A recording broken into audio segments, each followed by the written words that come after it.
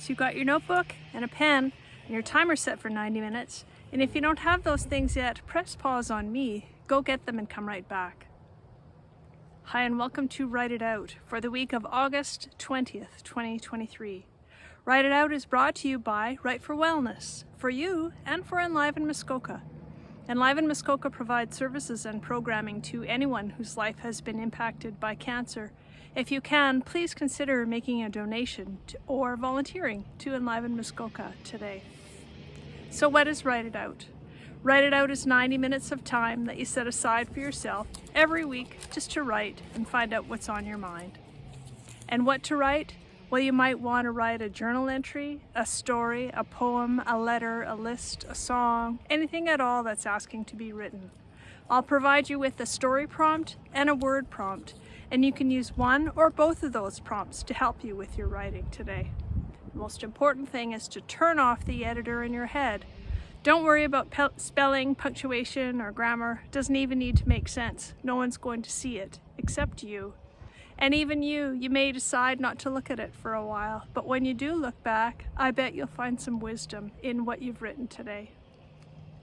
So what I like to do first is just start with a short relaxation, and that's just a note to self to trigger that now is the time I'm setting aside for myself just to write and find out what's on my mind. I have a little bit of a helper today. I hope you don't find him too distracting. So you may want to close your eyes or just watch the screen. Take a nice deep breath. In through your nose, out through your mouth. Relax your eyes, your ears, your jaw. Relax your shoulders down away from your ears.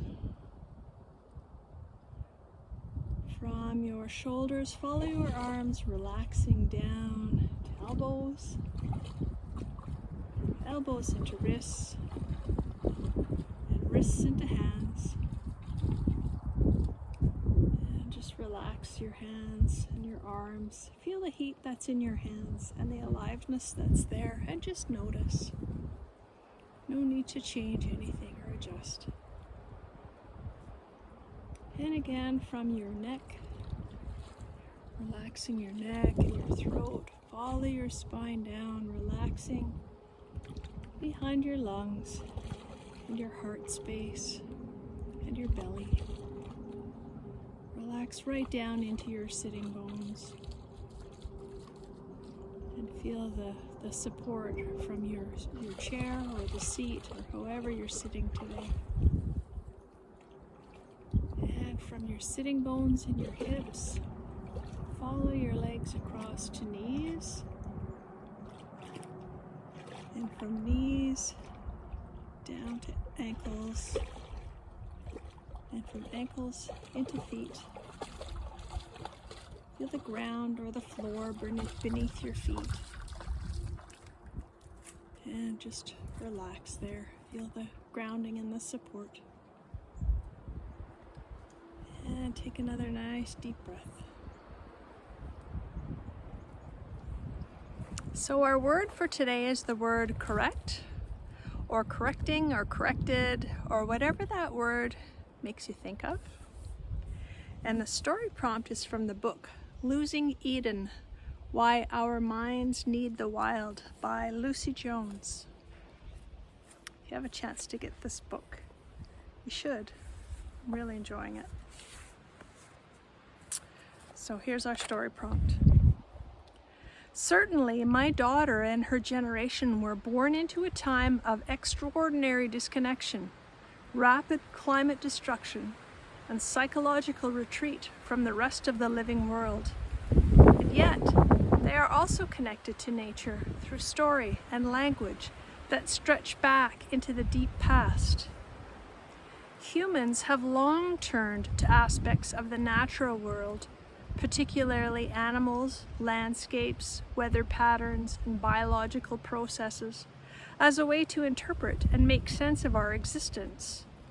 From simple practical idioms, out on a limb, the early bird catches the worm, down to earth, to vast cosmic symbols of renewal, regeneration, and tenacity, nature imagery helps us to understand and extract meaning from the world we find ourselves in. Of course, our earliest creation myths and cosmologies are filled with shared motifs from the natural world: floods, serpents, eggs, and animalistic beliefs, as early humans were much closer to nature. But despite our disconnection, we still turn to it today. We even reach for it when we think about the internet, web, stream, raw data.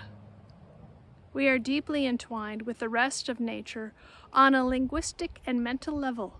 We have created our language, culture, and consciousness, the most essential parts of human physiology from which our desires and preferences flow, within and in close relationship to the natural environment we have lived in for millennia. The writer and naturalist Richard Mabey puts this well.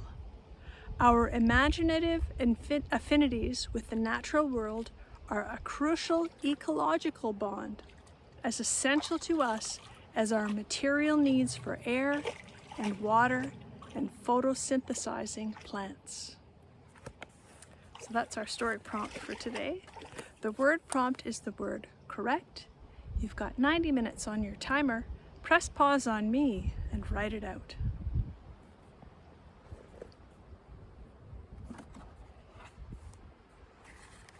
And welcome back. Please take a moment to thank yourself for showing up for you today, for doing some writing, and hopefully for connecting with your outdoors wherever you are. Maybe you received inspiration from a plant or an animal or the landscape or the weather. It's all part of us, and that's my intent, is to bring us all back to remembering this part of ourselves, this important part of ourselves. I'm right now planning a trip going west, and I'm very concerned about forest fires and weather, that kind of thing. And but I think it's important to be witness to that, and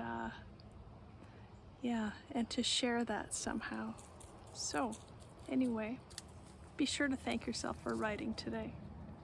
I'd like to leave you with our summer thought or poem.